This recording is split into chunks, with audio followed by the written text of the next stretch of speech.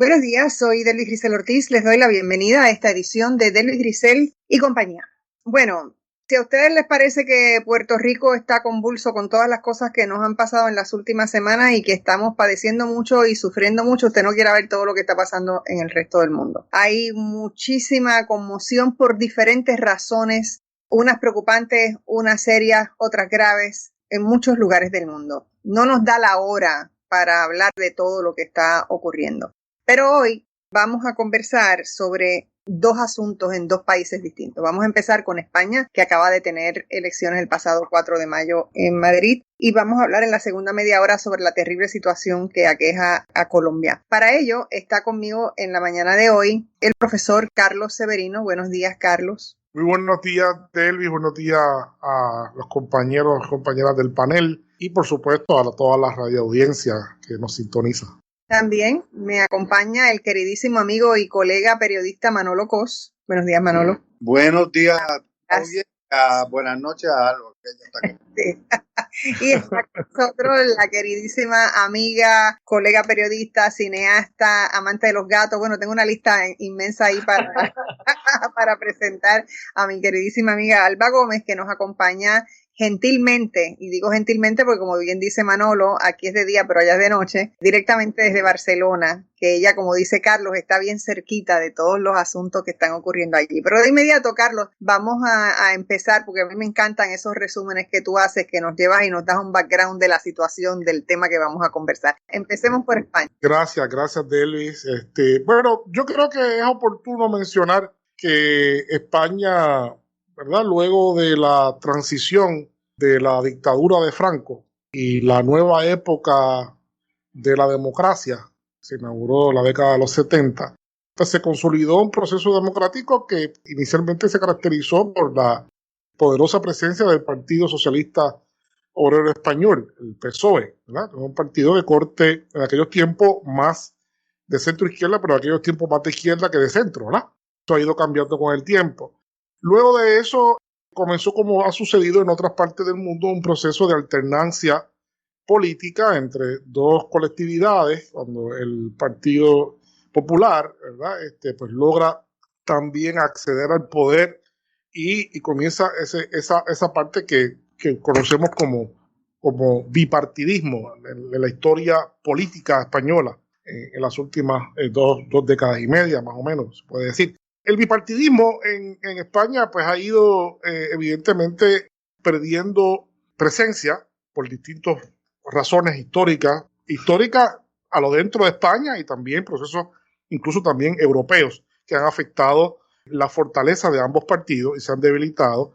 Y en el último tiempo hemos visto el surgimiento de nuevas colectividades políticas muy interesante en todo el espectro, tanto nuevas colectividades en el ámbito del centro, de la izquierda, como nuevas colectividades también a la derecha, también incluso a la extrema derecha, así como lo es Vox. Y a partir de ese momento hemos visto un quiebre y una fluidez muy grande que podemos decir que todavía como que no ha encontrado un curso, y yo creo que eso llegó a su máxima expresión en los últimos concursos electorales del país, en los cuales se fracasó en el intento de hacer un gobierno, porque no se alcanzaba la mayoría para hacer un gobierno tal y como lo dispone las leyes en el país, ¿verdad? Entonces, finalmente, después de muchos intentos y después de muchas luchas, el Partido Socialista logró consolidarse, ¿verdad?, al frente con una bancada, llevando a Pablo Iglesias, de hecho,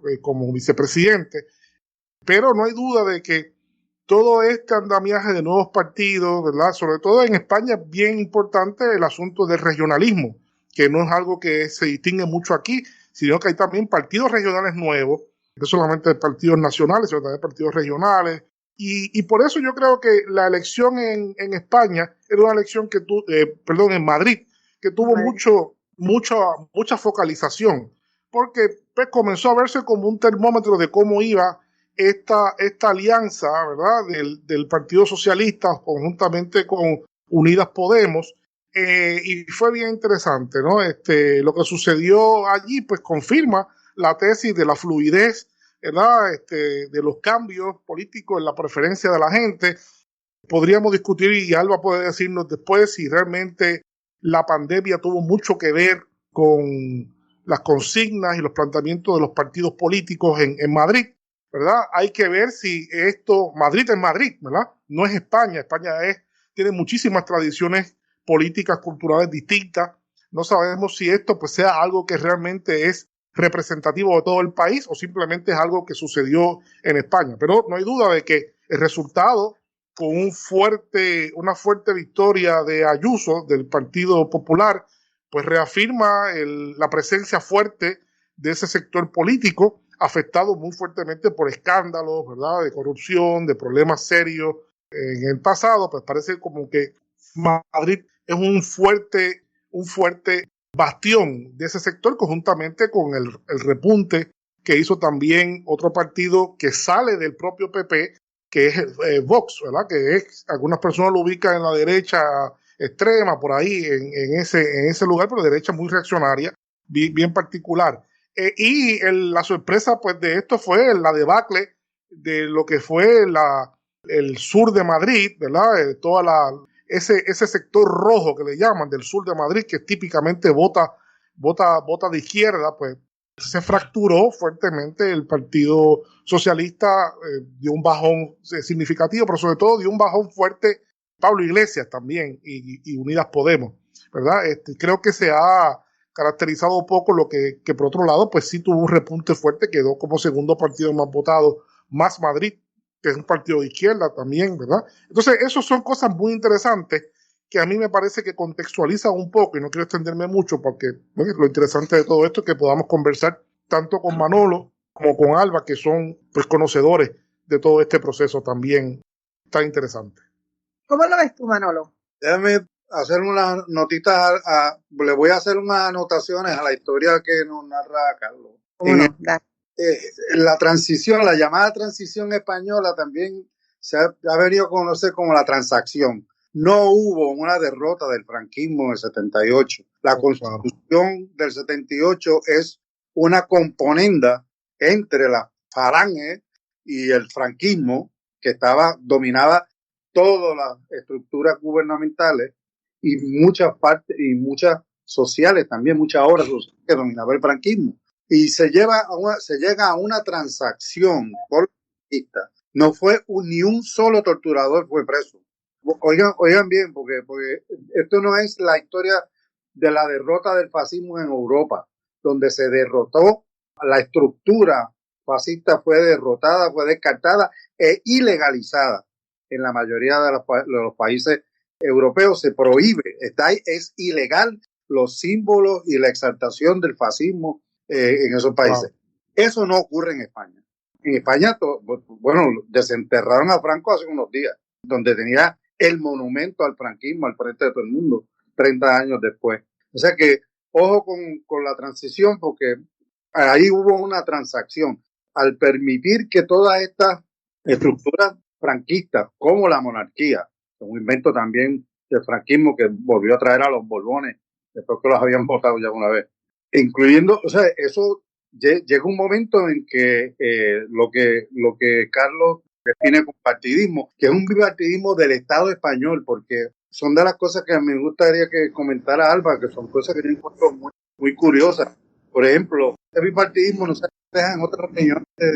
El Partido Popular no tiene ni un solo congresista en Euskadi, y creo que tiene uno o dos en Cataluña. O sea, no hay una presencia. El partido mayoritario español en esas dos provincias, en esas dos comunidades, no tiene apenas. En la derecha es que tiene otra forma, ¿verdad? En otras estructuras. La derecha ideológica no tiene espacio. Hay comunidades donde no están representados y punto. No lo vota nadie. Eso. Y llegamos, yo creo que a un punto de inflexión que viene a denunciar el fracaso o la fatiga del modelo de la transición. Se da en el 2011 con las manifestaciones que le llaman el movimiento del 15 de marzo, el 15M, que se reprodujo, ¡pum! Fue una explosión en todo el Estado español, todas sus nacionalidades estaban tomándose las plazas, una nueva generación de españoles y españolas estaba reclamando un espacio que le había negado durante el periodo de la transición. Yo creo que ese reclamo que viene, creo no, seguramente quien se nutre del 15M es Podemos, que nace, ¿no?, de los círculos y las cosas que se llevaron a cabo el movimiento del 15M. Y el Partido Comunista, un partido comunista muy, muy fuerte con los estándares y que fue el protagonista de la lucha contra el franquismo, sin duda. El Partido Socialista apenas existía. Realmente la lucha por la democracia y contra el franquismo la lideró el Partido Comunista, sin duda, y que se agrupa en un frente que se llama Izquierda Unida, que es la que forma la otra mitad de Podemos. Unidas Podemos es pues Izquierda Unida más Podemos.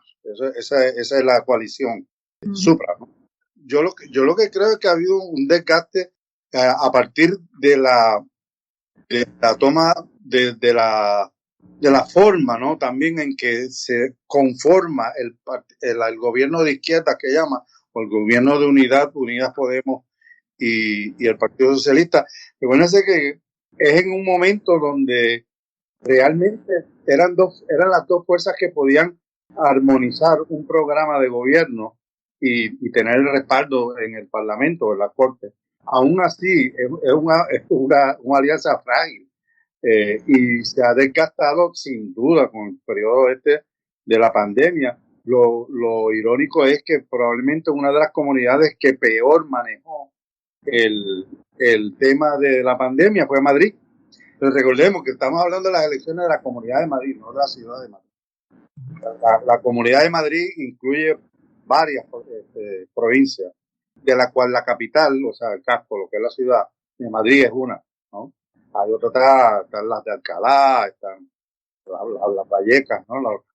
La Puente Valleca y todo eso, el famoso Cinturón Rojo, etcétera. O sea, pero la Comunidad de Madrid probablemente fue donde peor se experimentó y se manejó el COVID, donde más muertes hubo. Y sin embargo, es la que pudieron manipular el discurso y echarle la culpa al gobierno del Estado español, no de la comunidad. Entonces, yo creo que eso pues le salió bien. Y por eso es que vemos un triunfo de la derecha tan notable como el que se dio en la Comunidad de Madrid de nuevo. Y la izquierda no perdió tanto. O sea, si sacamos al PSOE, como de su representación como un partido de izquierda, más Madrid aumentó su voto en estas elecciones y Unidas Podemos también aumentó. Bueno, hubo la intervención de Pablo Iglesias, que salió al rescate del partido porque parecía que se iban a fundir si él no sale a rescatar la actuación del partido en la Comunidad de Madrid. Y si tú sumas el concepto más Madrid, es una escisión de Podemos, ¿no? Son los RDistas que se agruparon en un proyecto aparte. Pero bueno, hasta ahí lo traigo porque son cosas curiosas que me encantaría que Alba por lo menos nos arrojara luz sobre todo cómo es posible, o sea, porque a mí me da la impresión de que estas elecciones en Madrid a mí me da la impresión de que se separan las realidades políticas por ejemplo, de Cataluña y Euskadi, se hace tan notablemente diferente que un partido que no tiene representación en Euskadi o en Cataluña sea el mayoritario por la abrumadora mayoría. Eso por lo menos de curioso te brinca. Tengo que hacer una pausa, tengo que pausar, Alba, porque no te voy a interrumpir. Okay. Pausamos ahora para que después tú puedas despacharte con la cuchara grande. Regresamos en breve, no se vaya nadie.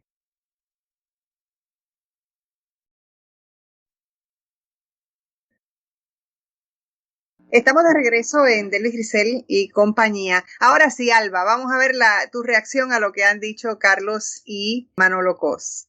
Bueno, voy a contestarte primero a ti, Manolo, porque la pregunta, verdad, me va a dar pie al resto y luego abundo un poquito más cosas que ha planteado también Carlos. Sí, Madrid es Madrid, eso es cierto, y el resultado de estas elecciones es un tremendo ejemplo de eso. Y cómo Isabel Díaz Ayuso ha ganado las elecciones con un mensaje prácticamente triunfalista de la pandemia y reclamando libertad, ¿verdad? Y un poco jaleando a la gente a que salga a las calles y recupere esa vida frenética, social, alcohólica, callejera que tiene Madrid, es una cosa que da que pensar, ¿verdad? En las tertulias aquí en Cataluña, que como saben, como decía Manolo, en el Parlamento hay una representación mínima del PP.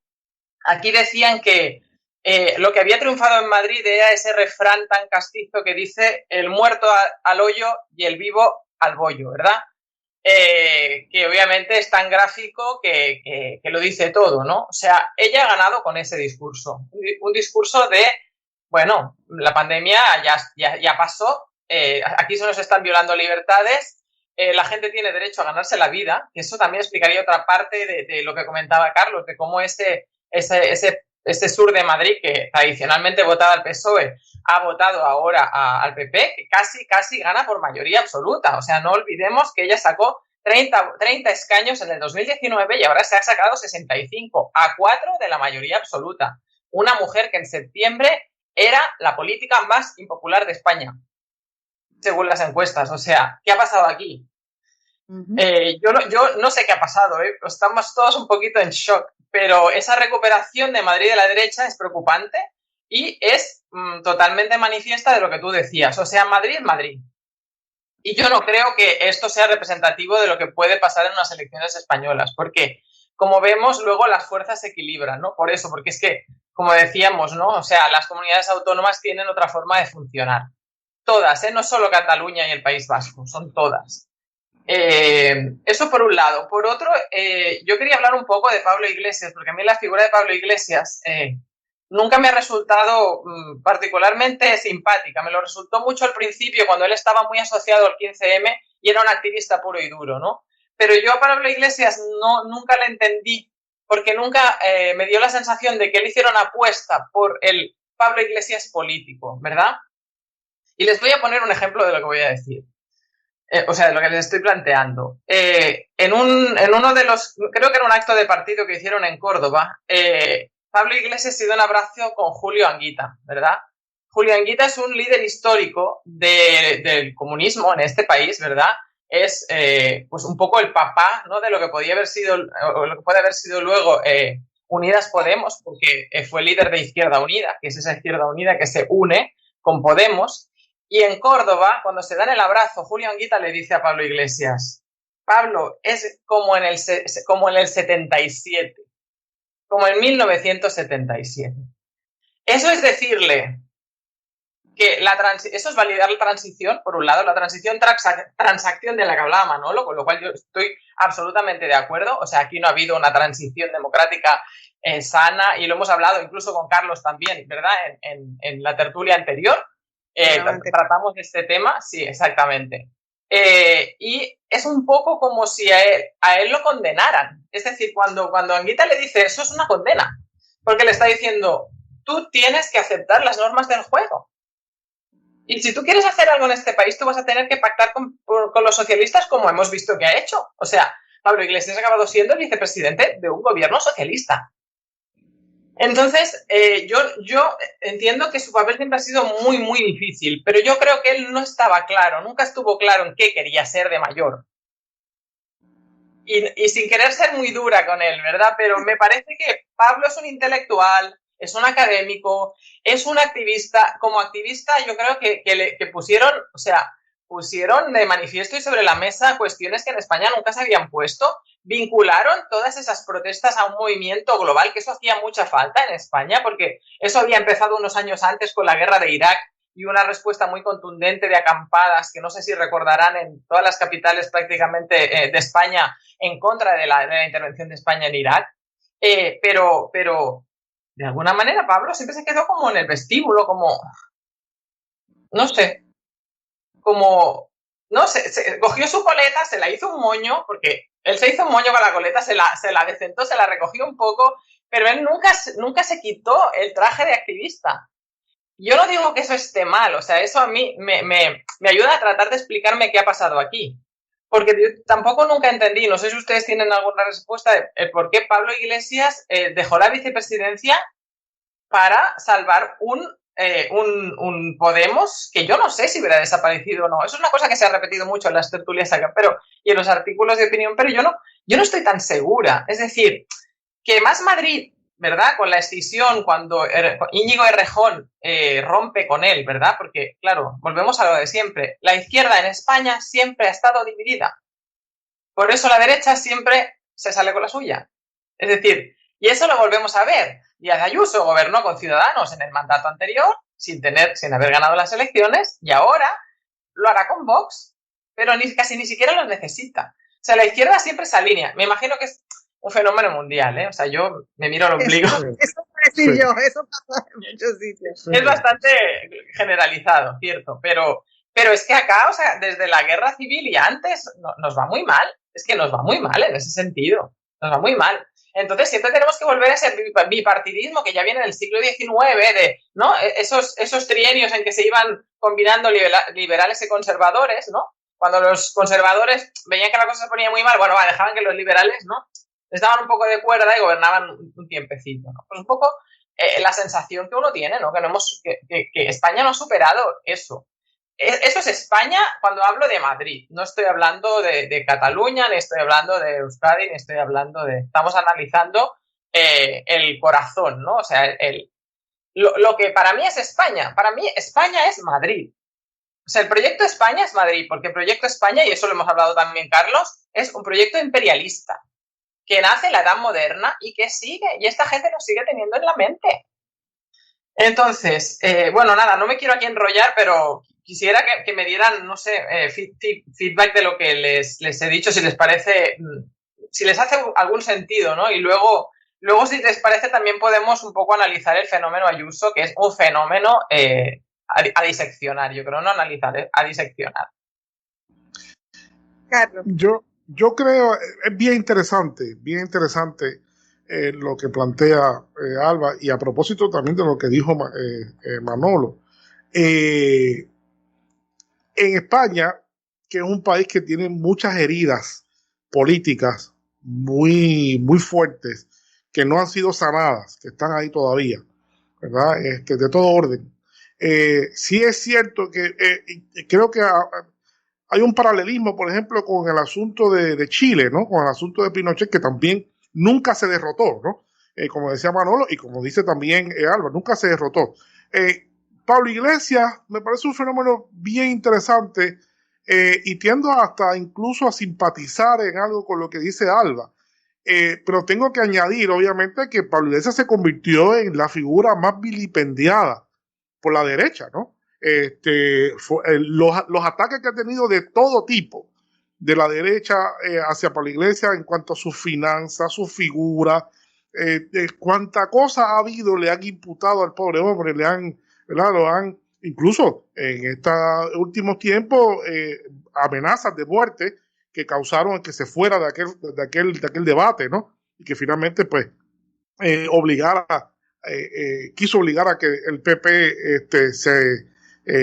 por lo menos se solidarizara con él y que condenara ese tipo de ataques que no se hizo, ¿no? Así que demuestra que la derecha le tomó una antipatía gigantesca a Pablo Iglesias, ¿no?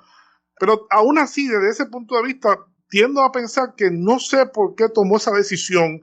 Pienso también, y vuelvo a mencionar lo de Chile, porque en estas cosas a veces, y quizás una tesis arriesgada, pero yo creo que hay algo por ahí rondando en la atmósfera política internacional dentro de la propia izquierda o de los sectores que están en contra del establishment político, con lo que ha pasado con el Partido Socialista en Chile igual, ¿no?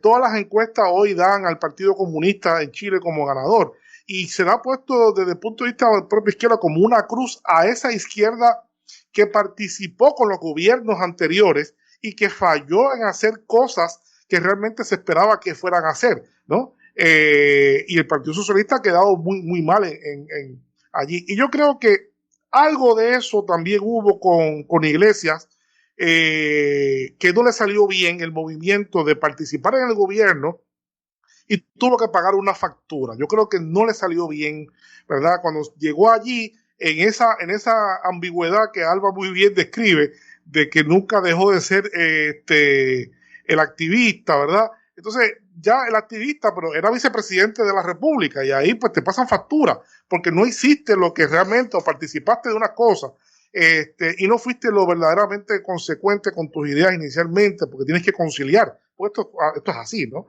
Así que yo creo que es bien difícil. Lo interesante de todo esto, y para no extenderme mucho, es que en 2 años hay elecciones. Yo creo que el paisaje político español está muy fluido. Eso de Ayuso, de ser de la más odiada a de repente a la más votada, demuestra de que hay mucha fluidez, de que hay issues puntuales que pueden cambiar y hacer variar los issues. Yo leí unos análisis muy interesantes de unos científicos políticos de Madrid que decían que dudan mucho realmente que esa derrota, ese repunte de la derecha sea real, sino que decían ellos en sus análisis que la movilización en Madrid de la derecha es más fuerte que la izquierda. La izquierda participa menos, ¿verdad? Se moviliza menos, pero no es que haya menos izquierdistas que gente de derecha, sino es que se tienden por razones históricas a no movilizarse, por lo que también dijo Alba, porque hay grandes fricciones entre ellos y divisiones históricas, ¿no? Así que es algo muy interesante. Yo creo que a partir de ahora hay que tener los ojos bien abiertos para el 2023, a ver qué realmente va a pasar, pero yo honestamente no creo que esto sea realmente de gran significado para el paisaje político a nivel de la República entera. Bueno, tengo que pausar. No se vaya nadie, regresamos en breve. Bueno, estamos de regreso en Delvis Grisel y compañía. Y el tema de España realmente es un tema interesantísimo, importante de entender, porque me parece que es maravilloso, ¿no? Cuando uno empieza a ver cómo se mueven todas estas cosas y todas estas explicaciones que se han dado, se nos hace imposible hablar de Colombia hoy.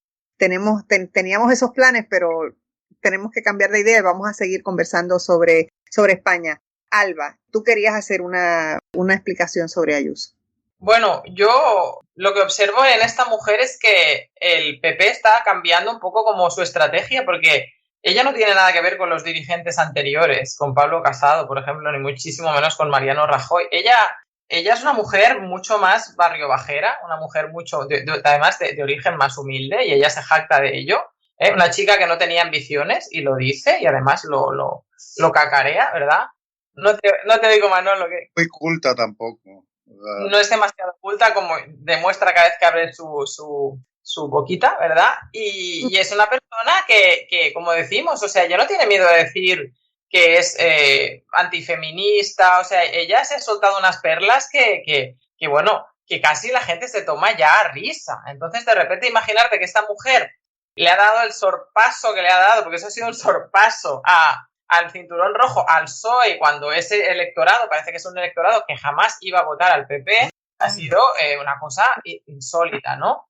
Yo creo que, como apuntaba Carlos al principio, y tú también, Manolo, la pandemia ha tenido muchísimo que ver, y el discurso trampista que ha hecho ella, ¿no? Casi, no negacionista, pero en algún momento rozaba el negacionismo. O sea, esa mujer se mandó construir un hospital para el cual no tenía personal, es decir, al lado del aeropuerto de Barajas, un hospital carísimo además, del que se estuvo vanagloriando hasta que los propios sanitarios le dijeron, señora Ayuso, o sea, basta ya, ¿no? Basta ya, porque, claro, gente que estaba mal pagada, gente que contrataban y despedían, porque además esa gestión de la pandemia no solo ha sido en la cantidad de gente que ha muerto, que es lo más grave de todo, sino también en cómo han sido tratados los sanitarios en Madrid.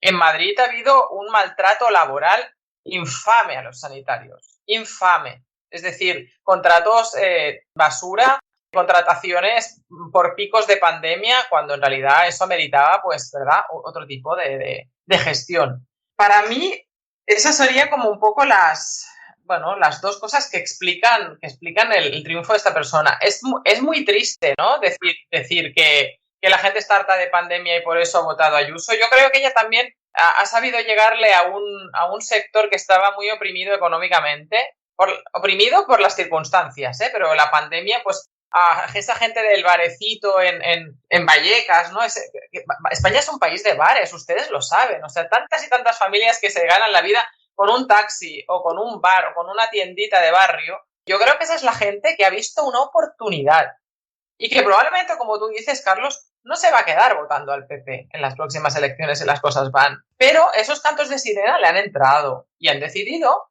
¿verdad?, que si ella realmente va a hacer una gestión distinta a la del Partido Socialista en España, ¿verdad?, a nivel estatal, pues se lo han comprado. También un poco bobamente, porque cuando tú tocas ciertos botones en la gente, ¿no? Que la gente piensa que esa es la realidad, que tú estás siendo quien tú eres, eso tiene un valor ahí inmediato. Si no recordemos a Trump, ¿no? Claro, exacto, ella en eso ha sido, mira, ha dicho, o sea, a mí me da igual que el trumpismo haya muerto en Estados Unidos, o sea, yo desde Trump en Madrid, o sea, Trump en mujer y en Madrid, y le ha funcionado.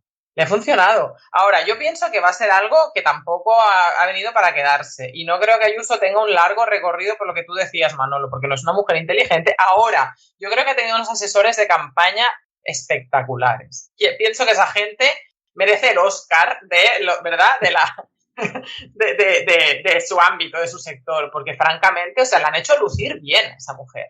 Tanto es así que les voy a contar una anécdota y con esto termino mi intervención. Ustedes no sé si saben, pero este fin de semana se terminó el toque de queda en España, ¿verdad?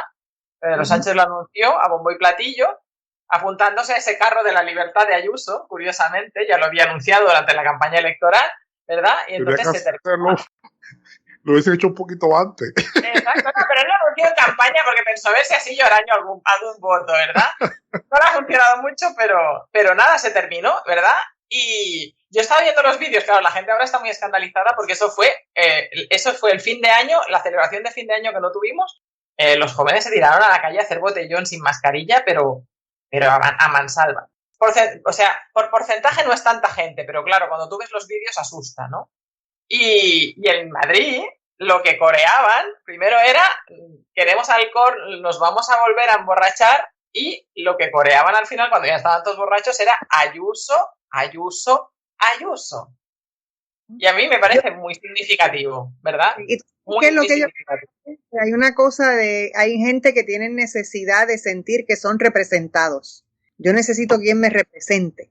Y entonces en este tipo de acciones se sienten representados. Ellos no están pensando tal vez en cuáles son las consecuencias, ni quién, ni cómo me vas a representar. Pero si tú hablas de tal manera como hablaría yo, pues entonces me siento representado o representada. No, obviamente había un hartazgo del encierro. O sea, el encierro desgasta a cualquier gobierno. O sea, no, mira a Wanda la de los otros. O sea, no hay pandemia. O sea, la pandemia se llevó enredado también. Aparte de la cuestión sanitaria, pues políticamente hizo destrozos también, ¿no? Miren en Brasil, yo no sé qué va a pasar con Bolsonaro, pero yo estoy seguro que en unas elecciones hoy en Brasil, Lula gana por una clásica milla. Hubiera ganado también antes, pero luego de este desastre de manejo de la pandemia, pues es otro que se va. Yo quería anotar dos cositas y preguntarle a Alba y al final. A mí me parece que era lo que trataba de anotar, que el resultado electoral de la Comunidad de Madrid como que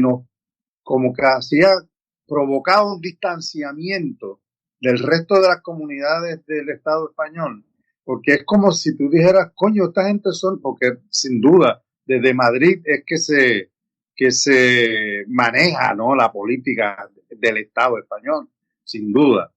Y por otra parte, dice, qué distintas son esta gente, o sea, si están haciendo una cosa por un lado y otra por otra. Disculpen Manolo, estamos en la radio. El inglés. Pero tampoco francés. No va a haber muertos por Sigue. Pero, y lo otro que iba a decir, también que hay que mirar qué va a pasar con Podemos, ¿no? Porque aunque no se pretendía ser un partido que dependiera de un solo líder, hay que ver que ya cuando renuncia Pablo Iglesias, ya la mayor parte del liderato fundacional de Podemos ya estaba afuera. Estaba afuera Errejón, estaba afuera Monedero, estaba Vescanza, Teresa Rodríguez, la andaluza. O sea, el grupo fundador de Podemos ya estaba afuera. Y ahora hay que ver, y esa es la pregunta que le tenía a Alba, cómo luce Yolanda Díaz, creo que es la nueva vicepresidenta, la que va a asumir la posición de Pablo Iglesias, que yo no conozco bien, así que me gustaría que tú nos dieras así una pincelada de quién realmente, y si se ve como un futuro halagador, ¿verdad? Esa sustitución de Pablo Iglesias.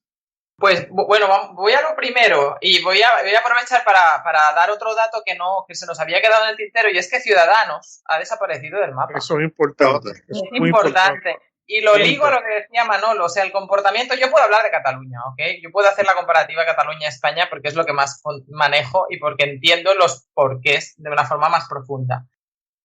Curiosamente, Ciudadanos nace en Cataluña y muere en España. En cambio, el PP, ¿no? Triunfa ahora en Madrid y tiene 3 escaños, creo que es lo que tienen ahora, o 2, en el Parlamento catalán. 2, ¿verdad que son? Entonces, es una cosa muy, muy sintomática, ¿no? Euskadi 0. ¿Ah? En Euskadi no tiene ninguno, exacto, ni Vox tampoco, Y también, bueno, digamos que Vox tampoco ha tenido una subida tan espectacular, ha ganado 1 escaño, tampoco es que digas, wow, la ultraderecha nos va a arropar, no es para tanto, quiero decir. No, el PSOE cayó, pum. Exacto, es un efecto también muy del bipartidismo que tú decías, de irse quitando siempre ese voto, pero realmente, o sea, eso no tiene nada que ver luego con la periferia, con la España periférica, que es la no España y sus comportamientos electorales, ¿verdad? Entonces, yo quiero pensar que ellos no se van a quedar con el bastión madrileño. Quiero pensar, lo veremos en las próximas elecciones y lo veremos en las generales. Pero para mí es un fenómeno efímero, o sea, es tan efímero como el fenómeno Inés Arrimadas, como el fenómeno Albert Rivera, que parecía que se iban a comer el mundo y que van a llegar a ser presidentes, y están los dos, uno fuera y la otra con la carta de despido en la mano. O sea, y eran las apuestas de José María Aznar, o sea, ese hombre que nunca deja el poder, ¿verdad? Que me imagino que Ayuso no es su mujer, pero que de alguna manera él está detrás de esos hilos que también la mueven, tú sabes. Entonces, hay que entenderlo en términos de poder y de cómo se mueven esos hilos de poder, yo creo, más bien. Ok, tengo que pausar, regreso con Carlos. No se vaya nadie.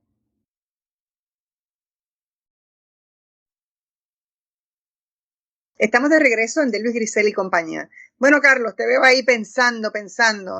Sí, no, yo creo que lo que hay que traer decididamente al análisis el tema de Ciudadanos, ¿no? Como ya Alba lo mencionó. Yo creo que esto le pone un carácter especial, porque no se puede decir que esto fue una derrota, que ya también lo mencionó Manolo, no fue una derrota ni de la izquierda, ¿verdad? Porque es raro, porque una izquierda quizás sí, pero otra izquierda salió muy bien. Más Madrid sacó, ¿verdad?, una gran representación. Le pasó sí, claro. 4 escaños más. 4 escaños más.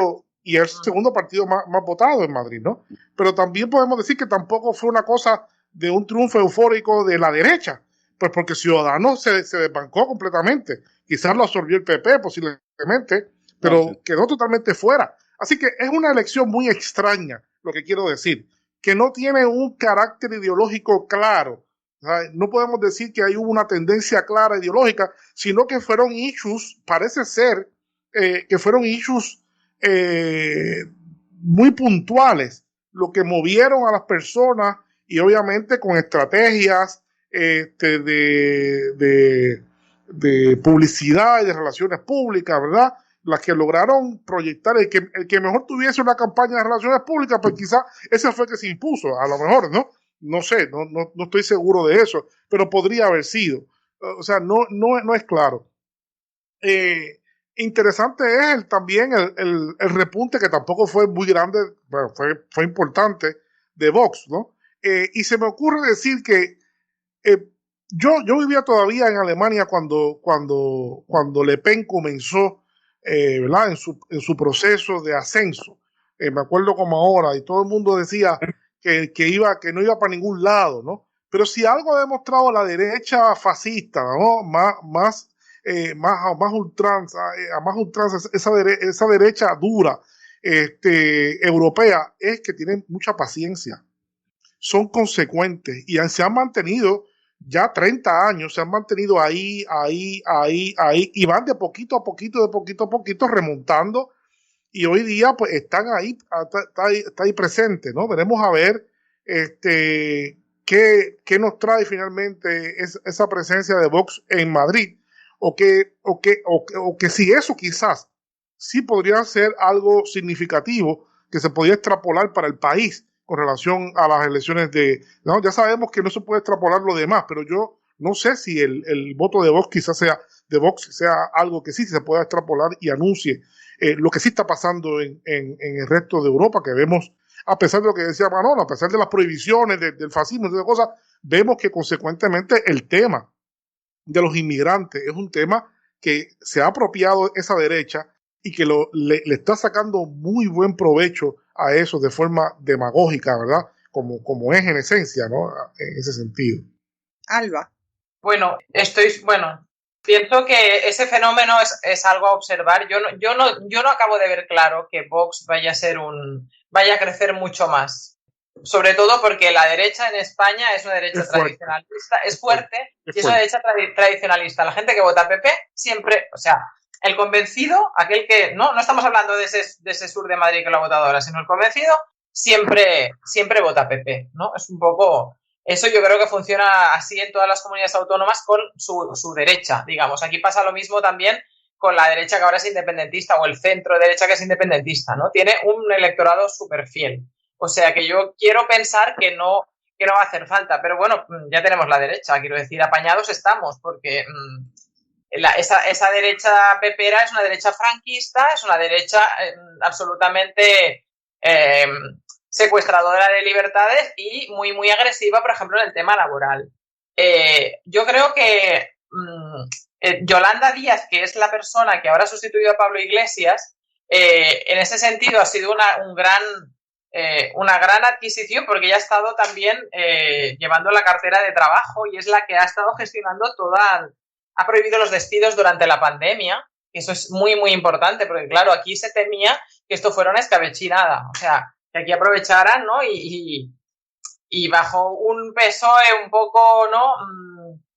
Presionado por las grandes corporaciones y por los poderes fácticos que no han parado de apretar para que se abrieran y se cerraran, ¿no? Porque aquí ha habido mucho confinamiento, desconfinamiento. Eso ha sido un poco porque este país funciona así. O sea, aquí manda pues el palco del Real Madrid. A ver si nos entendemos. O sea, y la gente que maneja las grandes corporaciones. Entonces, ha habido una negociación fuerte y yo creo que ella ha hecho un buen papel. Por eso a mí me parece que es una figura